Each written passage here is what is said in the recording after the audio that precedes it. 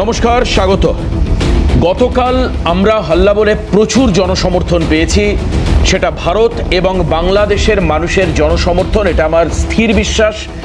এতাবৎকালের মধ্যে সব থেকে বেশি মানুষ গতকালকের হাল্লাবোল দেখেছেন। আমরা গোটা অনুষ্ঠানটাই বাংলাদেশের উগ্রতা, হিংস্র পরিস্থিতি, অগ্নিসংযোগ, দীপুর হত্যা, হাদি হত্যা, অশান্ত পরিবেশ নিয়ে গতকালকের প্রোগ্রাম করেছি। কিন্তু আজকে যেটা নিয়ে প্রোগ্রাম করব সেটা হচ্ছে তারেক রহমানের বাংলাদেশে প্রত্যাবর্তন, সেটাও প্রায় ৬৫০০ দিন পর, অর্থাৎ প্রায় ১৭ বছর পর জিয়াউর রহমান এবং খালেদা জিয়া পুত্র আজকে বাংলাদেশের মাটিতে পা রাখলেন। এবং পা রাখবার পরে যে বার্তা তিনি দিলেন জাতির উদ্দেশ্যে, মানুষের উদ্দেশ্যে, তার দলের কর্মী সমর্থকদের উদ্দেশ্যে, তার মধ্যে তিনি দেশের অর্থনৈতিক উন্নতির কথা বারবার বলছিলেন, দেশের স্টেবিলিটির কথা বারবার বলছিলেন, অশান্ত পরিবেশে শান্তির বাতাবরণের কথা বলছিলেন। তিনি উল্লেখ করলেন তার বক্তব্যে যে ওসমান হাদির মৃত্যু হয়েছে, এই ওসমান হাদির মৃত্যু এর বদলা আমাদের নিতে হবে, এর দায় আমরা অস্বীকার করতে পারবো না। তিনি বললেন যে বাংলাদেশে যারা আগস্ট আন্দোলন, অর্থাৎ আজ থেকে ঠিক ১ বছর ৪ মাস আগে যখন শেখ হাসিনাকে সরিয়ে দেওয়া হয়েছিল বাংলাদেশ থেকে, এবং তারপরে যে ভ্যান্ডালিজম বাংলাদেশ দেখেছিল, যে হিংস্র উগ্র অবস্থা বাংলাদেশের ছিল, সেই সময় যারা মৃত্যুবরণ করেছেন তাদের প্রতি তিনি শ্রদ্ধা জানালেন। তিনি পাশাপাশি একটা জিনিস আমার খুব অবাক লাগলো, ভালো লাগলো, যে তিনি ৭১-এর মুক্তিযুদ্ধের কথা উল্লেখ করলেন, যেটা বর্তমানে এনসিপি উল্লেখ করে না, জামাত উল্লেখ করে না।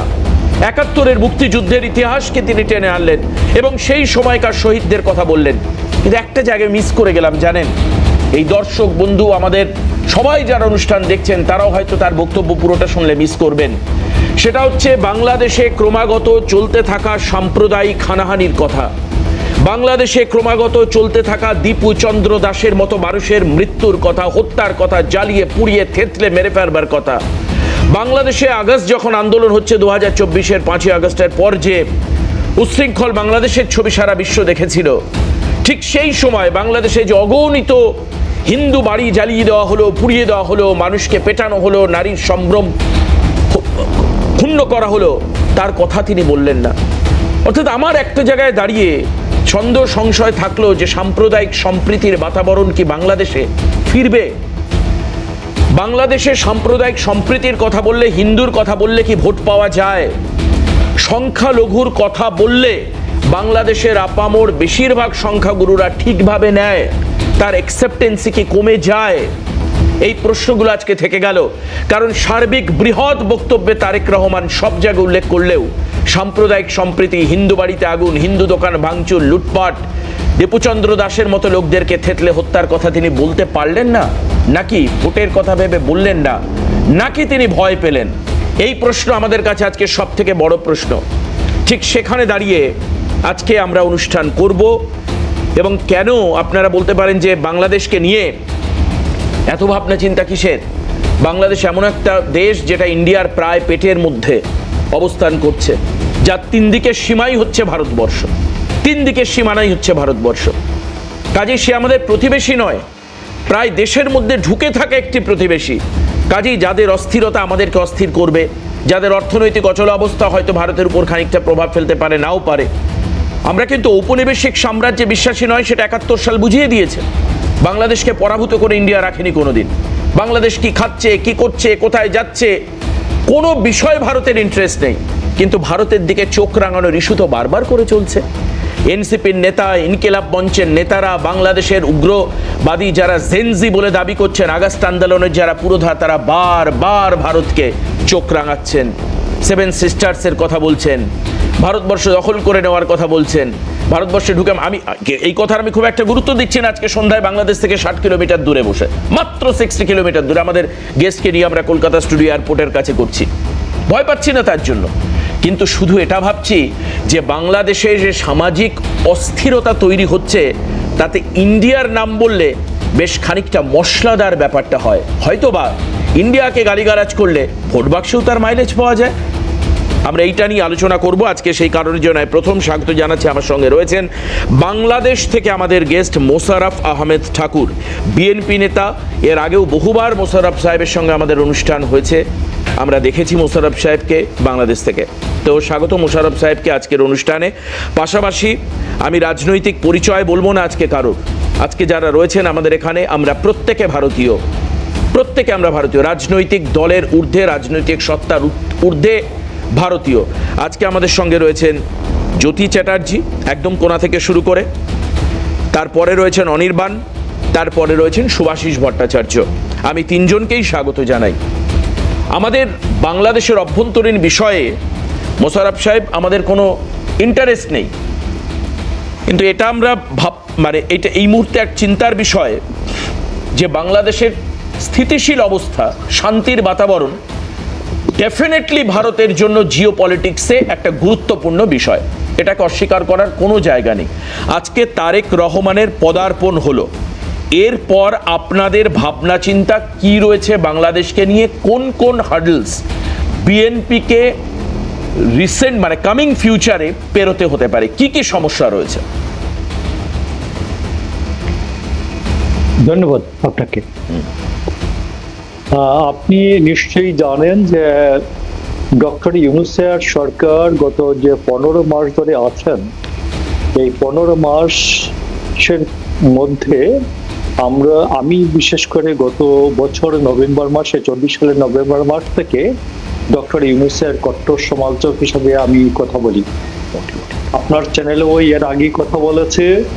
তো সেখানে ডক্টর ইউনূস, আমরা ডক্টর ইউনূসকে মোল্লা ইউনূস বলতে রাজি নই, বা ডক্টর ইউনূস যে বিভিন্ন কার্ড খেলছেন আমরা তা একেবারেই বলেছে, একবারে স্পষ্টভাবে বলেছে।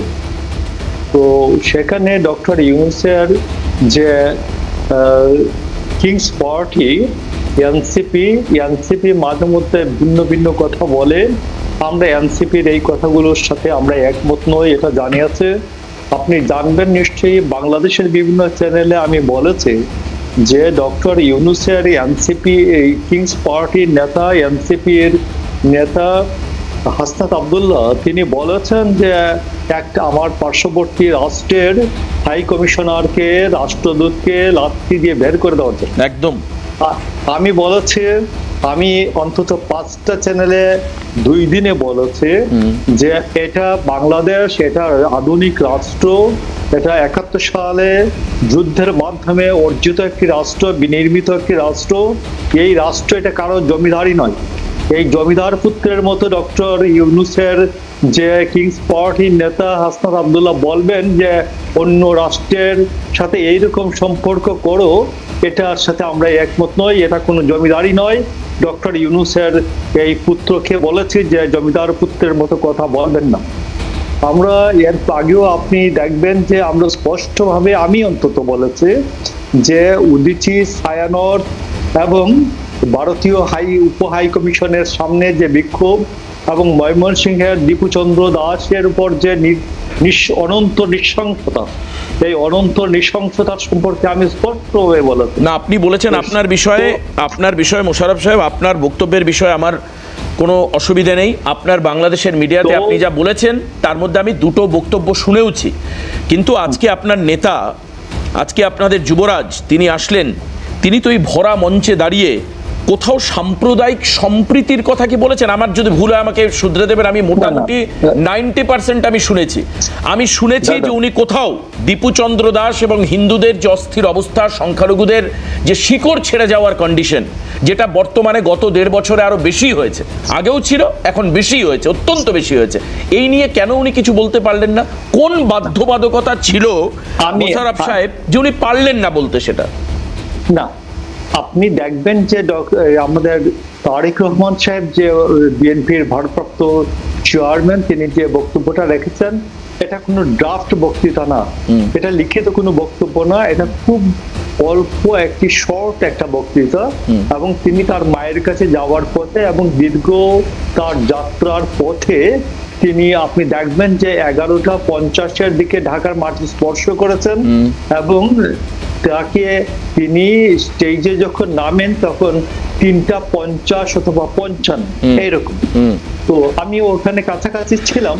তো আমি অন্য কারণে আমরা সকাল থেকে ছিলাম যেহেতু ওখানে ক্লান্ত হয়ে পড়েছিলাম, তো আমি ওখানে আসলাম, এসে দেখলাম যে তিনি যে বক্তব্যটা রেখেছেন এই বক্তব্যটা খুবই একটা শর্ট বক্তব্য, তবে তিনি যে নির্দেশনাটি দিয়েছেন আপনি দেখবেন তিনি 3বার বলেছেন যে আমরা দেশে শান্তি চাই, শান্তি চাই এবং শান্তি চাই। হ্যাঁ বলেছেন আমি শুনেছি শান্তি, এবং এর প্রশ্নে যারা এর বিরোধিতা করবে তার সাথে সম্পর্কে তিনি সতর্কবাণী উচ্চারণ করেন। তিনি যেরকম শান্তি চাই 3বার বলেছেন, তিনি একবার ওই শর্ট বক্তব্য মানে ওটা হচ্ছে প্রিসাইজ বক্তব্য, গুরুত্বপূর্ণ অংশটুকু তিনি ওখানে বলেছেন।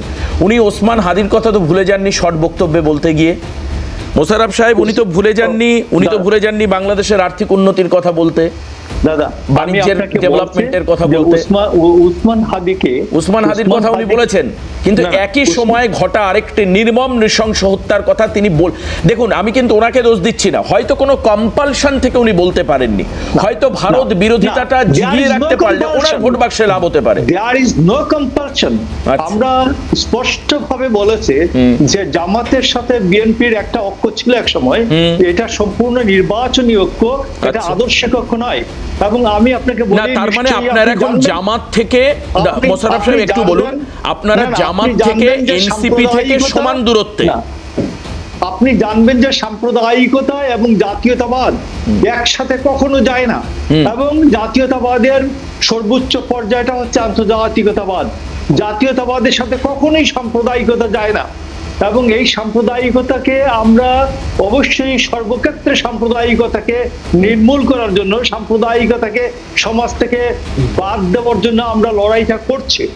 গত 1 বছরের বেশি সময় ধরে আমরা এটা বলছি, এবং আমি আপনাকে বলছি যে আজকে যে জামাতি মৌলানারা যেসব কার্ড খেলছেন আমরা এটা স্পষ্ট করে বলেছি।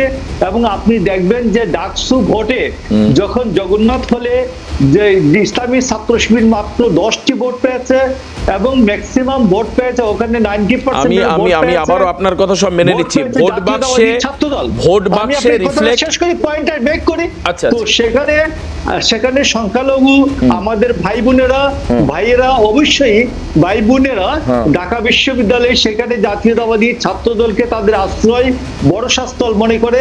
আমরা সেই জিনিসটাকে আমরা অবশ্যই গুরুত্বের সাথে দেখতে চাই, এবং এইভাবে আমরা মনে করি যে বাংলাদেশে যে নতুন অন্তর্ভুক্তিমূলক যে সমাজ এবং অন্তর্ভুক্তিবাদ বাংলাদেশের সমাজে কায়েম করার জন্য যে বিএনপি যে নতুন লড়াইটা করছে, এই লড়াইটা জারির ক্ষেত্রে, এই লড়াইটা অব্যাহত রাখার ক্ষেত্রে আপনারা সহযোগিতা করবেন।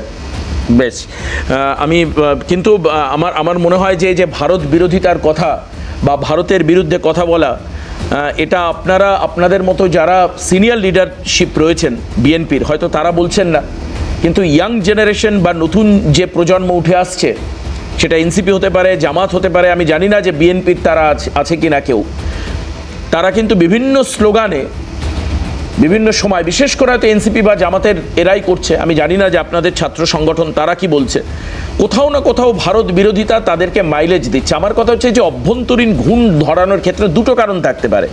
এক হচ্ছে পাকিস্তানের অন্তর্ভুক্তি, কারণ পাকিস্তানের সঙ্গে আপনারা সামরিকভাবে কিছু জয়েন্ট ভেঞ্চার করছেন। হতে পারে সেই ক্ষেত্রে আমেরিকার অন্তর্ভুক্তি, কারণ শেখ হাসিনার পতনের পর এই সেন্ট মার্টিন নিয়ে আমেরিকার ইন্টারেস্ট বাংলাদেশের প্রতি, বা এই উপমহাদেশে কবজা করতে তাদের একটা সেফ ল্যান্ড দরকার বা একটা সিকিউর ল্যান্ড দরকার, সেটা হতে পারে। অনেক কারণ থাকতে পারে। এখন লন্ডন থেকে সরাসরি এসে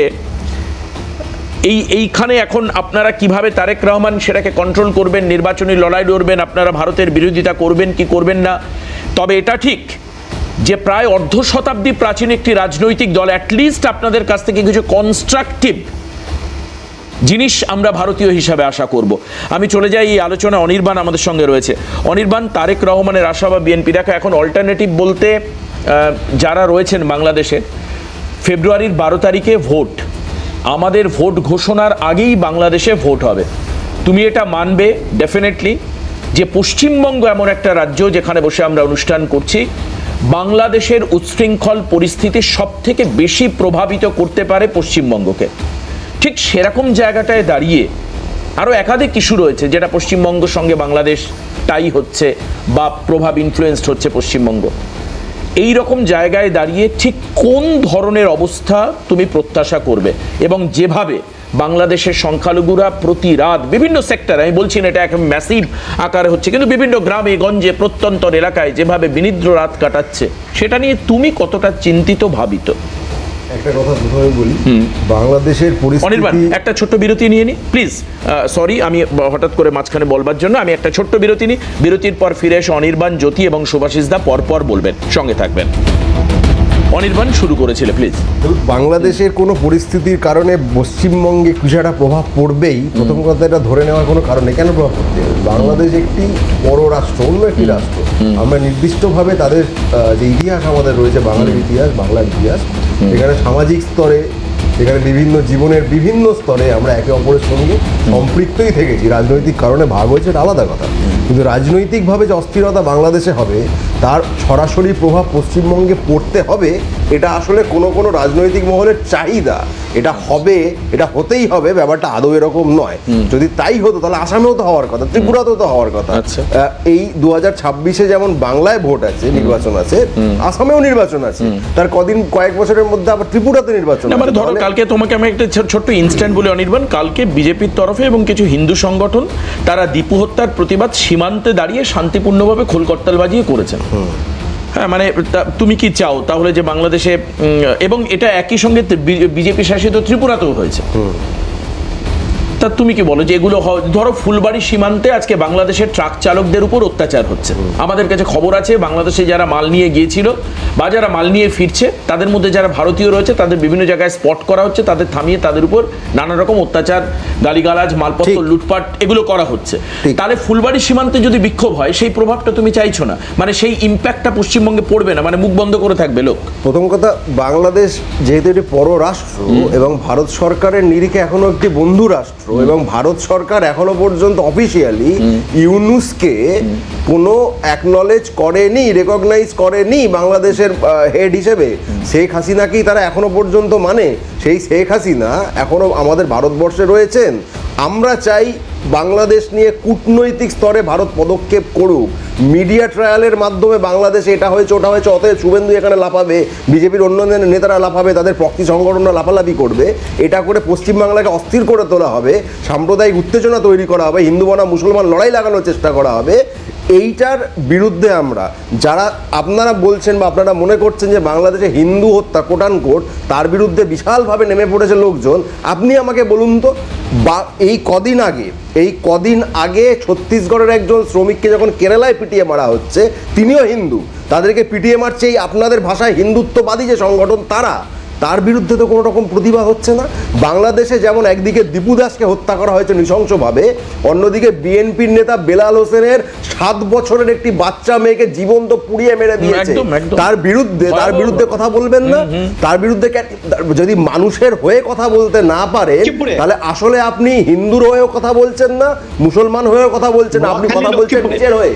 এই ভেস্টেড ইন্টারেস্ট নিয়ে যারা প্রতিবাদ করে, তারা মানুষের হয়ে না, তারা কারো হয়েই কথা বলে না। আমি সরাসরি বাংলার যারা হিন্দু বাঙালি রয়েছে তাদেরকে বলবো, যারা আপনাদের হয়ে চোখের জল ফেলার ভান করছে, তারা আপনাদের হয়েও ভাবে না, তারা শুধুমাত্র নিজেদের হয়ে ভাবে। কারণ যে মুহূর্তে ভোট পাওয়া হয়ে যাবে, ওই শান্তনু ঠাকুর যেমন মতুয়াদের বলেছে না, যখন জিজ্ঞাসা করতে গেছিল পিটিয়ে বার করে দিয়েছে, এটা হচ্ছে এদের চরিত্র। সুতরাং যদি পুড়িয়ে মারার ঘটনায়, পিটিয়ে মারার ঘটনায় প্রতিবাদ করতে হয়, সেখানে যেমন দীপু দাসের কথা বলতে হবে, বেলাল হোসেনের 7 বছরের মেয়েটির কথাও বলতে হবে। একইভাবে ভারতবর্ষে যখন বিজেপির শাখা সংগঠন যারা, RSS এর সংগঠন যারা, কি মুসলমান, কি বাঙালি, কি দলিত, তাদের যখন জীবন্ত পিটিয়ে পুড়িয়ে মারছে, তার বিরুদ্ধেও আপনাকে বলতে হবে।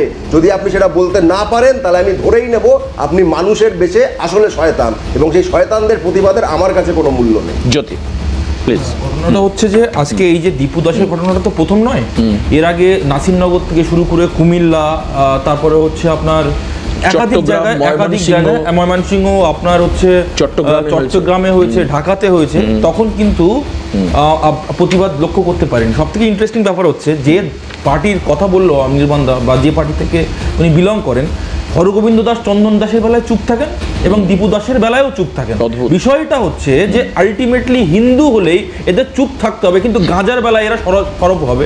এই যে সিলেক্টিভ প্রতিবাদ বলছে না বারবার করে যে আমি মানুষ হলে গাঁজার বেলায় যারা প্রতিবাদ করছে তারা হিন্দু বেলায়, মানে হরগোবিন্দ দাস চন্দন দাস মুর্শিদাবাদে যখন মারা যাচ্ছে তার বেলায় প্রতিবাদ করাটা দরকার ছিল, তখন এদের মুখ চুপ থাকে। অর্থাৎ hypocrisy is at the pick.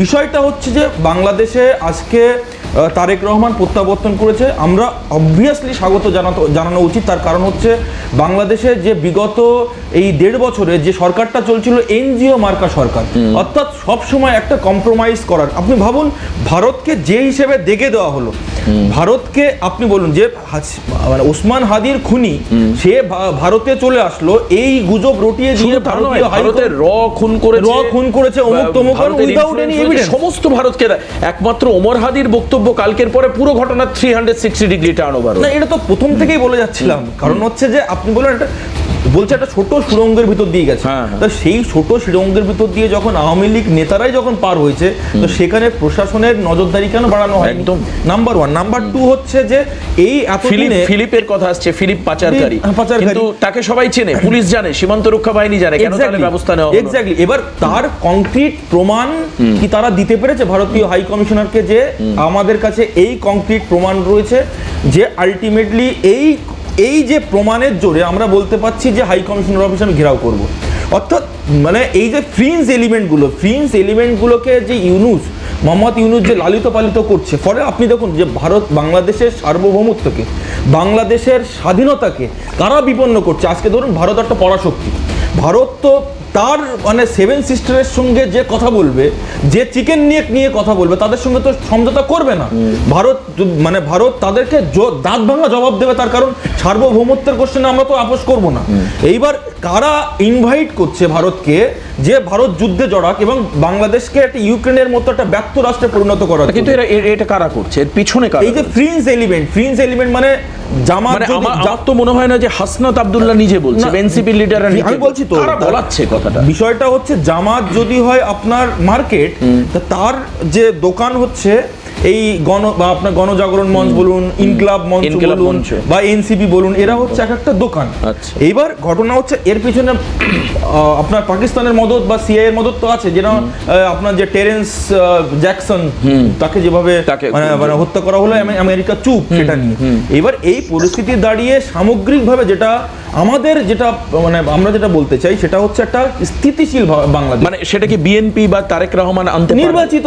নির্বাচিত সরকার আসা উচিত না। প্রায় কিন্তু অর্ধ শতাব্দীর ওপর একটি পুরনো রাজনৈতিক দল যারা বাংলাদেশের রাজনীতি এখন একটা থ্রেট রয়েছে। থ্রেটটা হচ্ছে ধরুন ইউনূস যেটা এখন করতে চাইছে যে দেখবেন নির্বাচনের আগে মানে বাংলাদেশের যে চার্টার মানে যে তফসিল ঘোষণা করা হয়েছে এর আগে ইউনূস যেটা করতে চাইছে সেটা হচ্ছে যে জুলাই চার্টারকে অনুমোদন করে, জুলাই চার্টার যদি অনুমোদন হয় তাহলে ওই আয়াতুল্লাহ আল খামিনির মতো একটা ওই সুপ্রিম লিডার হবে, উনি সুপ্রিম লিডার হবেন এবং যেই নির্বাচিত হোক না কেন সুপ্রিম লিডার হবেন, উনি মাথায় বসে থাকবেন। এই হচ্ছে বেসিক্যালি প্ল্যান। আপনি দেখবেন জুলাই চার্টার নিয়ে এদের যে বক্তব্য যে জুলাই চার্টার আগে অনুমোদন করতে হবে তারপরে নির্বাচন। কিন্তু যদি এক্ষেত্রে যদি ডিপ স্টেট থাকে বা যেটা তুমি বললে যে যদি আমেরিকার ইন্টারফারেন্স থাকে, তাহলে আমেরিকাকে এখানে ফ্রি ফ্লোয়িং ইলেকশন করাতে দেবে? বা যদি বিএনপি ক্ষমতায় জিতে আসে তাদের হাতে যে ভারতের সঙ্গে মিত্রতা, মানে তুমি যদি ধরে নাও যে এটা একটা টোটাল একটা কনস্পিরেসি, ভারতকে ডিস্টার্ব করবার জন্য যদি এটা প্ল্যান কনস্পিরেসি হয়, আপনি দেখবেন এটা দেখবেন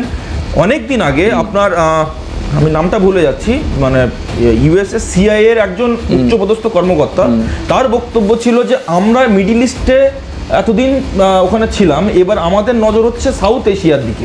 তো সাউথ এশিয়ার দিকে আপনার কোন জায়গাটা নজর পড়েছে আপনি দেখুন, এই যে বাংলাদেশ এখন বিচরণ ক্ষেত্র প্রত্যেকটা ইন্টেলিজেন্স এজেন্সি। বেশ, একদম এই ইন্দ্রের এই বিচরণ ক্ষেত্র জায়গা থেকে আসবো, আমি আপনার কাছেও আসবো মোশাররফ সাহেব। কিন্তু সুভাষিস দা, আমরা কালকে একটা খবর করেছিলাম যে ভারত পাকিস্তান সীমান্ত, অর্থাৎ যেটা এখন পাকিস্তান, একসময় পশ্চিম পাকিস্তান, সেই সীমান্ত এখন অনেক বেশি রেস্ট্রিক্টেড।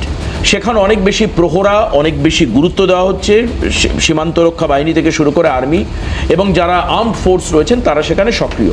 খুব স্বাভাবিকভাবে ভারতকে ডিস্টার্ব করবার জন্য তুলনামূলকভাবে সহজ সোজা রাস্তা হলো হচ্ছে এই পূর্ব সীমান্তটা, অর্থাৎ প্রায় 4000 কিলোমিটারের বর্ডার। সেটা ত্রিপুরা দিয়ে হতে পারে, আসাম হতে পারে, অনির্বাণ রাগ করবে যদি আমি শুধু পশ্চিমবঙ্গের কথা বলি।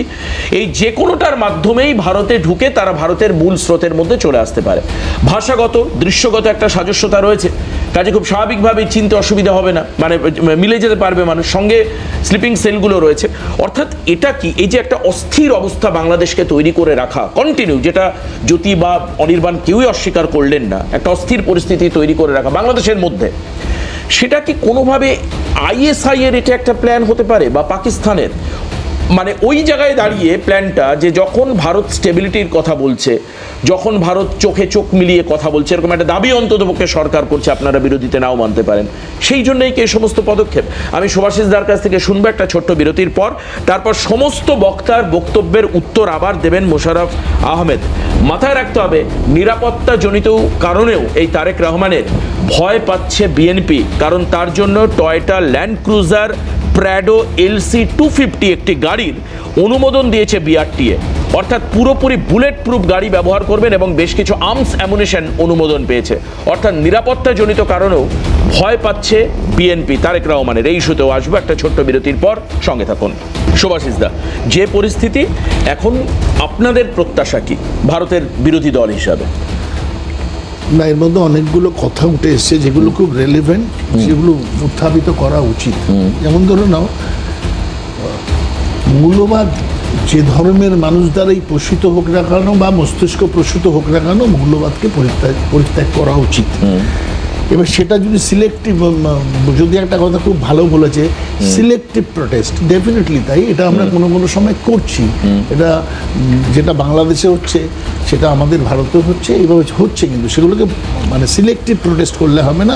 একই মূল্যবাদ এখানেও তৈরি হচ্ছে, তাকে থামানো উচিত। বাংলাদেশে যেমন হচ্ছে, ভারতবর্ষের কৃষ্টি কালচার, বাংলাদেশের কৃষ্টি কালচার মোটামুটি সেম, বাঙালিদের বলছি, মোটামুটি সেম।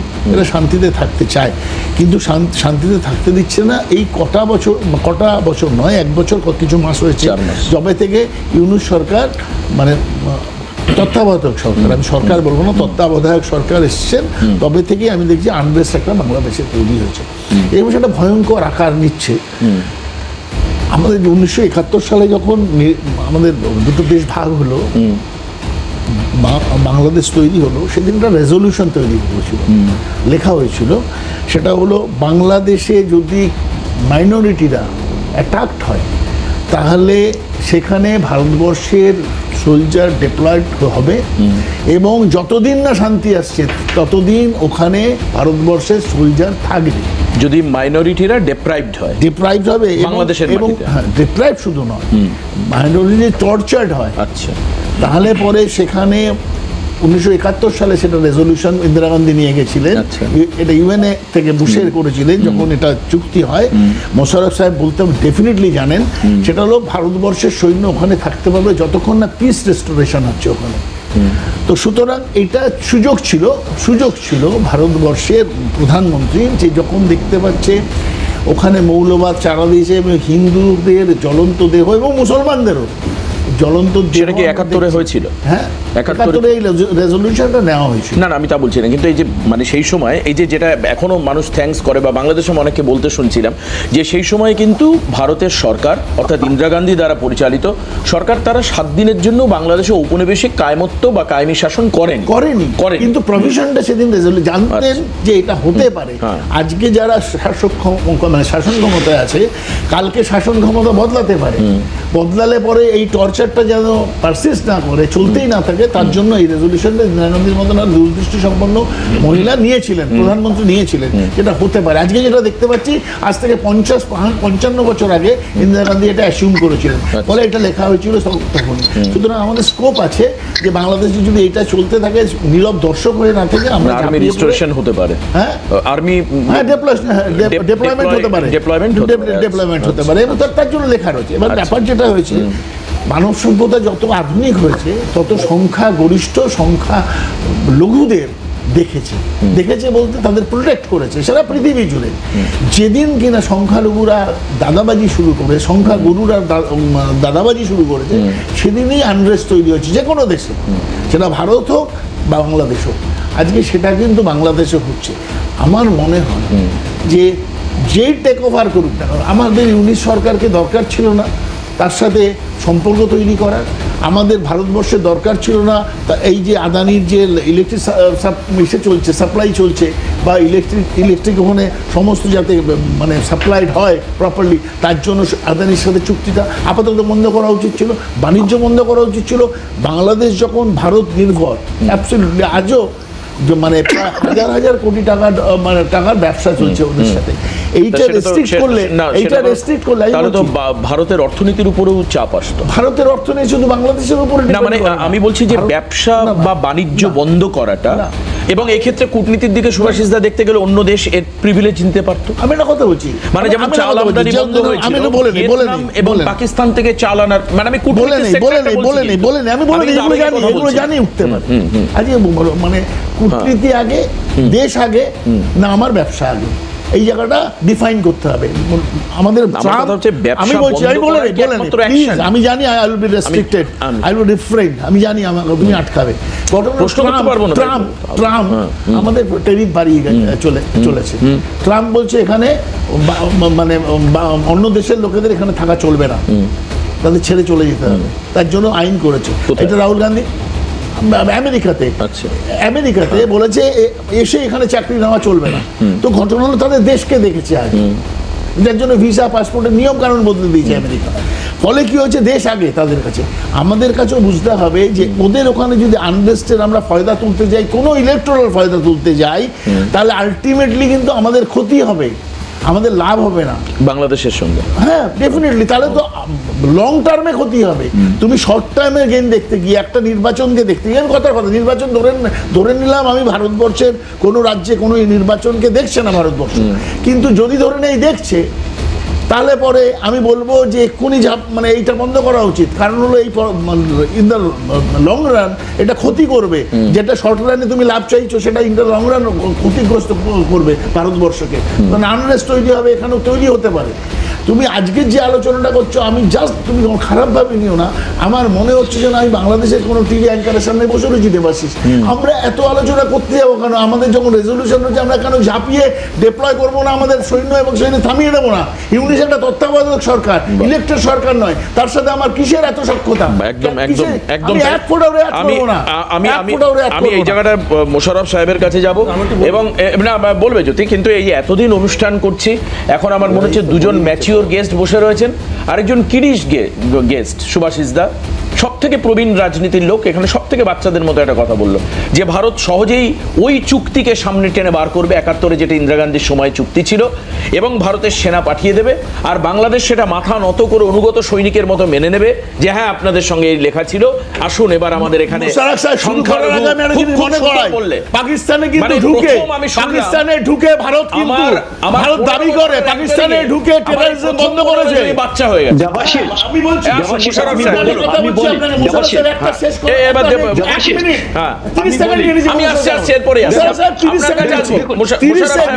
আমার দেশের অখণ্ডতায় যদি আঘাত হয়, তাহলে আমার রাইট আছে, আমি পাকিস্তানের উপর ঝাঁপাইনি, সেই ক্রেডিট তো সারাদিন ধরে টিভিতে চলে ভারতবর্ষের, যে পাকিস্তানকে দুমড়ে দিয়েছি, মুছড়ে দিয়েছি। তাহলে পরে কেন বাংলাদেশের উপরে ঝাঁপাবে না যদি বাংলাদেশের সংখ্যালঘুরা অত্যাচারিত হয়? আচ্ছা,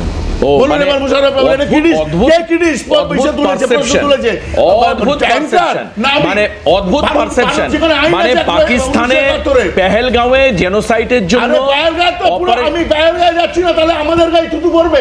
পেহেলগাঁওয়ের এখন বন্ধ, ধরা পড়লো না কেউ। ভারতবর্ষের মুখে ফুলওয়ামা হচ্ছে, ধরা পড়েনি কেউ। নির্বাচনের আগে একটাও ধরা পড়েনি। সুভাষিসদার ভারত বিরোধী অবস্থান, বাহ বাহ, তার জন্য কেউ ধরা পড়েনি, কেউ সুভাষিস দা কি ইন্ডিয়া? আমার তো এখন তো মনে হচ্ছে যে আমি জ্যোতি এবং অনির্বাণ হচ্ছে ভারতীয়, সুভাষিস দা তারেক রহমান এই মোশাররফ সাহেব বাংলাদেশের। বাহ, প্লিজ এই বাইরে মোশাররফ সাহেব, মোশাররফ সাহেব আপনি বলবেন প্রত্যেকের, আচ্ছা প্রত্যেকের বক্তব্যে। এখন সুভাষিস দার কথা হচ্ছে কেন বাংলাদেশ, অর্থাৎ এই যে একটা সোশ্যাল অ্যানার্কি বা এই একটা পরিবেশ, এই একটা উত্তপ্ত উত্তেজিত পরিবেশ, এই সময় কেন সেনা মুভমেন্ট করছে না, এটা হচ্ছে সুভাষিস দা চাইছেন। আচ্ছা সুভাষিস দার কংগ্রেস যদি ক্ষমতায় থাকতো ওনার ইমিডিয়েট সেনা মুভমেন্ট করতেন। আচ্ছা আর 1971-এর পারসেপশন আলাদা। চলো মোশাররফ সাহেব বলুন প্লিজ। একটা বিরতি নিই, বিরতির পর ফিরে এসে মোশাররফ আহমেদ ঠাকুর আমাদের আগে বলবেন, তারপর জ্যোতি এবং অনির্বাণ তাদের পরে যে কনক্লুসিভ বক্তব্য অর্থাৎ শেষ অংশে কিভাবে শেষ করবে তারা করবে। কিন্তু একটা বিরতি নিয়ে ফিরে আসছি মোশাররফ আহমেদ ঠাকুর, বিরতির পরেই আমি যাব মোশাররফ সাহেবের কাছে বাংলাদেশে। বেশ, মোশাররফ সাহেব প্লিজ কি বলবেন? ধন্যবাদ আপনাকে দেবাশিস। প্রথম কথা হচ্ছে যে আপনি খেয়াল করবেন যে আমি আমাদের সর্বশেষ বক্তার বক্তব্য থেকে একটা কিছু বিষয় আছে যে আপনি জ্ঞানজি বা কিছু লোকজন যে ইন্ডিয়ার বিরুদ্ধে ভারতের বিরুদ্ধে যে অভিযোগ উত্থাপন করে, কারণটা কি? কারণটা হচ্ছে যে এই যে 25 সালা চুক্তি যেটা 1997 সালে শেষ হয়েছে, তাজউদ্দিন ইন্দিরা গান্ধীর চুক্তি, সেই চুক্তিটার মধ্যে এরকম হুবহু উনি যেভাবে বলেছেন এভাবে না, সেখানে ছিল যে এই ভারতের সাথে আলোচনা ছাড়া বাংলাদেশ তার সৈন্যবাহিনী বৃদ্ধি করতে পারবে না। তো যাই এই প্রথমত আপনি ছোট হন বড় হন এবং সেখানে ইউরোপের লুক্সেমবার্গ হন, সেখানে আপনি যখন কোনো একটা অন্যায্য চুক্তি কারো উপর চাপিয়ে দেবেন তখন ওই জায়গাতে আপনার বিরোধী একটা মনোভাব গড়ে উঠবে এবং এইটা বেসিক্যালি এটা একটা কারণ আমি আপনাকে বলছি। অন্যায্য কেন বলছেন? আজকে ভারতের যে ন্যায্যতা আছে, ভারতের ন্যায্যতার পক্ষেও আমরা অনেকে অনেক কথা বলতে পারছি। আচ্ছা একটা কথা আপনি আমাকে বলবেন, আপনি খুব ভালো বলছেন মোশাররফ সাহেব, 1971 সালে ভারতের সাহায্য ছাড়া আপনারা স্বাধীন রাষ্ট্র বাংলাদেশ হিসাবে আত্মপ্রকাশ করতে পারতেন কি? মানে আজকের দিনে দাঁড়িয়ে কি মনে হয়? যদিও এটা খানিকটা হাইপোথেটিক্যাল, খানিকটা ইমাজিনারি হবে বিষয়টা। আমি আপনাকে বলি, এটা আমি উত্তরটা দিচ্ছি। এটা সংগ্রামটা অনেক দীর্ঘায়িত হতো, অনেক প্রলম্বিত হতো, গৃহযুদ্ধের মতো হতো। আপনাকে একটু মনে করিয়ে দেই, দেখুন যে ওয়েস্টার্নরা যখন লিবিয়াতে ঝামেলা পাকালো, লিবিয়ান হাজার লিবিয়ান সেখানে স্পেন পার হয়ে গেল। তো এই যে অবস্থাটা, কোন এক জায়গাকে আপনি যদি অশান্ত করেন তো সেটা বেসিক্যালি আপনি যত শক্তিশালী হন না কেন এটার উত্তাপ আপনার গায়েও লাগবে। আপনাকে আমি ছোট্ট দুটো জিনিস মনে করিয়ে দিতে চাই। সেখানে দেখুন যে আমরা যে আজকে ওয়েস্ট বেঙ্গলে আমার দাদা বিজেপির যিনি আছেন তিনি তো বলবেন যে আমাকে ফাঁসিয়ে দিচ্ছে কেন, হঠাৎ করে মোশাররফ ঠাকুর ফাঁসিয়ে দিচ্ছে। যে আপনি দেখুন হাদির মৃত্যুকে কেন্দ্র করে প্রায় প্রথম আলো এবং ডেইলি স্টারে 28-29 জন সাংবাদিক ওই বিল্ডিং এর ভিতরে ছিল এবং তারা নিচে আগুন দিয়ে দিল। এবং সশস্ত্র বাহিনী যদি গিয়ে উদ্ধার না করতো তাহলে এই অঞ্চলে যদি 28 জন 29 জন সাংবাদিক পুড়ে জীবন্ত অগ্নিদগ্ধ হয়ে মারা যেত তাহলে সেটা কি রকম একটা নিউজ হতো। আপনি দেখুন যে এই যে নোয়াখালী লক্ষ্মীপুরে বেলাল হোসেনের 7 বছরের কন্যা যেখানে মারা গেল, তারা ঘর তালা দিয়ে আগুন দিয়ে দিয়েছে, একটা সাম্প্রদায়িক গোষ্ঠী। এই বেসিক্যালি সাম্প্রদায়িকদের চরিত্র দেশি নিয়ে হয় না, সাম্প্রদায়িকদের চরিত্র সারা পৃথিবীতে এক। সাম্প্রদায়িক সে পূর্ব বাংলায় হোক, পশ্চিম বাংলায় হোক, বাংলাদেশে হোক, আর ভারতে হোক, আর ইন্ডিয়া, যে পৃথিবীর যে কোন দেশে হোক, সাম্প্রদায়িক এবং ইসরায়েল হোক, সাম্প্রদায়িকদের চরিত্র একই রকম। তো এই জন্য আমি আপনাকে বলছি যে আমরা বাংলাদেশ জাতীয়তাবাদী দল এখানে যে সাম্প্রদায়িকতার বিরুদ্ধে যে নতুন লড়াইটা শুরু করেছে এবং এই লড়াইয়ের ক্ষেত্রে বাংলাদেশের যে in the question of transformation of democracy we need a strong leadership that we can get we can see the Tariq Rahman's leadership. Tariq Rahman can be a strong leadership for Bangladesh এবং এটা একটি সুবাতাস আমি মনে করি আমাদের এই অঞ্চল পুরো অঞ্চলে দিবে। আপনি দেখুন যে এই ইউনূস সরকার দেখুন যে লক্ষ্মীপুরে বলেন এক বেলাল হোসেনের কন্যা মারা যায়, সে উত্তর দেয় না, সে ভালুকার দেবাশী। আচ্ছা, আপনি কি মোশাররফ সাহেব এটা অস্বীকার করবেন যে বিএনপির আগের যে বিএনপির যখন ক্ষমতায় ছিল খুব সম্ভবত 1 থেকে 6 এই সময় পাকিস্তানের সঙ্গেও আপনাদের অতিরিক্ত সখ্যতা? আমি কেন বলছি, কোনো দেশের সঙ্গে সম্পর্ক থাকতেই পারে, কিন্তু যে পাকিস্তান সবসময় বাংলাদেশকে গ্রাস করবার চেষ্টা করে, আজকের দিনে দাঁড়িয়েও বাংলাদেশের যুব সমাজ 71-এর মুক্তিযুদ্ধকে অস্বীকার করে। তারা বলে যে পাকিস্তানের পরমাণু শক্তিকে নিয়ে বাংলাদেশের একটা শ্রেণী, আমি বলছি না সবাই, একটা শ্রেণী তারা গর্ব করে। এই পাকিস্তানের কাছাকাছি চলে আসা, এটা তো বিএনপির সময় আগে হয়েছে, তাহলে এবার কি আপনারা সেই জায়গা থেকে মুক্ত হতে পারবেন? আমি দেবাশিস দা আপনাকে একটা জিনিস মনে করিয়ে দিই। আপনি মনে করে দেখবেন 2004 সালে আমেরিকান প্রতিরক্ষা মন্ত্রী ডোনাল্ড পলওয়েল সে 3 দিন 72 ঘন্টা বাংলাদেশে এসে বসেছিল। সেখানে পাকিস্তানিরা একটা সুন্দর খেলা চালে দিয়েছিল, বলল যে গালফ ওয়ারে তারা সৈন্য দিবে যদি বাংলাদেশ সৈন্য দেয়। বেগম খালেদা জিয়া বললেন যে জাতিসংঘের মাধ্যমে তোমরা আলোচনা করো, 1 নম্বর। 2 নম্বর, আমি ওই জায়গায় মুসলমানদের বুকে মুসলমান গুলি চালানোর জন্য মুসলমান সৈন্য পাঠাবো না। তো এইখানে আমি আপনাকে বলি, বেগম খালেদা জিয়ার এই যে পাকিস্তানি চালে বেগম খালেদা জিয়া যে পা দেন নাই, এই কথাটা তো দাদা কেউ বলতে শুনি না। যে 3 দিন আমেরিকান প্রতিরক্ষা মন্ত্রী বাংলাদেশে 72 ঘন্টা এসে বসে থাকলো, এবং আমাদেরকে প্রধানমন্ত্রী কার্যালয় থেকে সেই দিন বলা হলো না, সেটা বুঝলাম, মুসলিমদের বিরুদ্ধে মুসলিমরা গুলি চালাবে না, সেটা বুঝলাম, কিন্তু কালচারাল সংগঠন করছিলাম, কালচারাল ফ্রন্ট, আমাদেরকে বলা হলো সকল কালচারাল ফ্রন্টের সকল সাংস্কৃতিক সংগঠনের নেতৃবৃন্দকে একত্র করে একটা যুদ্ধ বিরোধী সমাবেশ করার জন্য। আমরা একটা বিশাল যুদ্ধ বিরোধী সমাবেশ করলাম। তো সেই যে বক্তব্যটা বেগম খালেদা জিয়া সেই দিন যে 2006 সালে যে ওনার বিরুদ্ধে যে জাতীয় আন্তর্জাতিক ষড়যন্ত্রটা হলো, এইটা অন্যতম একটি কারণ। বেগম খালেদা জিয়া যে একটি যুদ্ধ বিরোধী অবস্থান নিলেন 2004 সালে আমেরিকার বিরুদ্ধে, এটা তো আলোচনায় আসা দরকার দাদা, কেউ বলে না। আমি আপনাকে বলছি যে আপনি বিএনপি বা বেগম খালেদা জিয়া, তার আগের পুরুষ যে জিয়াউর রহমান বেগম খালেদা জিয়ার যুদ্ধ বিরোধী অবস্থানটা, এটাও আপনি দেখবেন। বেশ, একদম তাই। অনির্বাণ এবং জ্যোতি আগে, অনির্বাণকে পরে আসছে। জ্যোতি, টাটাদা যেভাবে, আমি টাটাদাকে দেখছিলাম বাংলাদেশ ডেপুটি হাই, চেনা মনে হচ্ছিল না, চেনা মনে হলো না কিছুক্ষণের জন্য? না, আমি বলছি বিষয়টা হচ্ছে টাটাদাকে আমি ডেপুটি হাই কমিশনার অফিসের সামনে দেখছিলাম, বাংলাদেশ ডেপুটি। আচ্ছা, ও উনি প্রোটেস্ট করছিলেন এবং আমার খুব প্রোটেস্ট করছিলেন এবং খুব দেখে খুব ভালো লাগলো।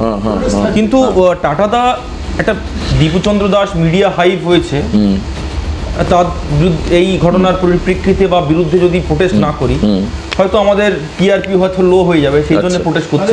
তার কারণ কি, যখন নাসিরনগরের ঘটনা ঘটেছে টাটাদা কিন্তু টাটাদারা চুপচাপ, যখন রামুর ঘটনা ঘটেছে টাটাদারা কিচ্ছু বলেনি।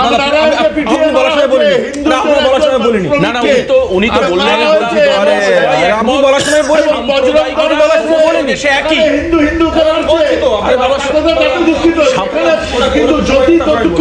বেশ, আপনি বলতে দিন, বলেনি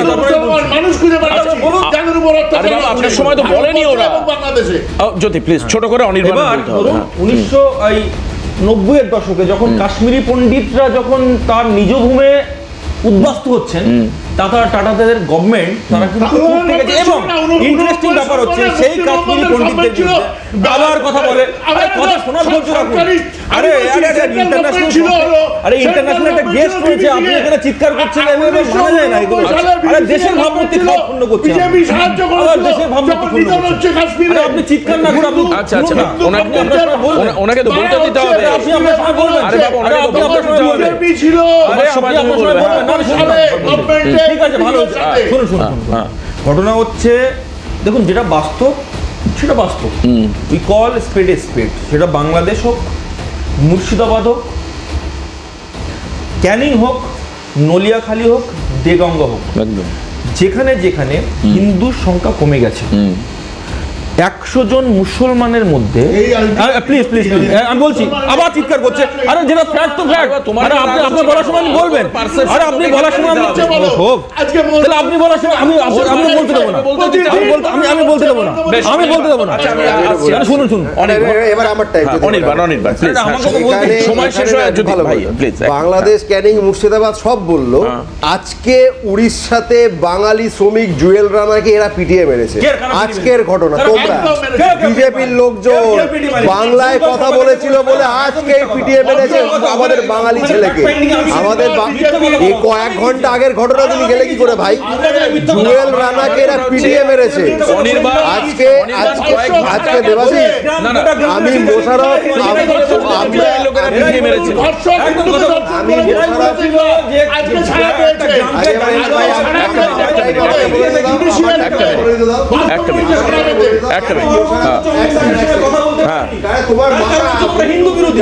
হিন্দু বিরোধী আরে তাদের জেল হয়ে গেছে, তাদের ফাঁসি দরকার ছিল, ফাঁসি দরকার ছিল, ফাঁসি দরকার ছিল, চাইনি করেছো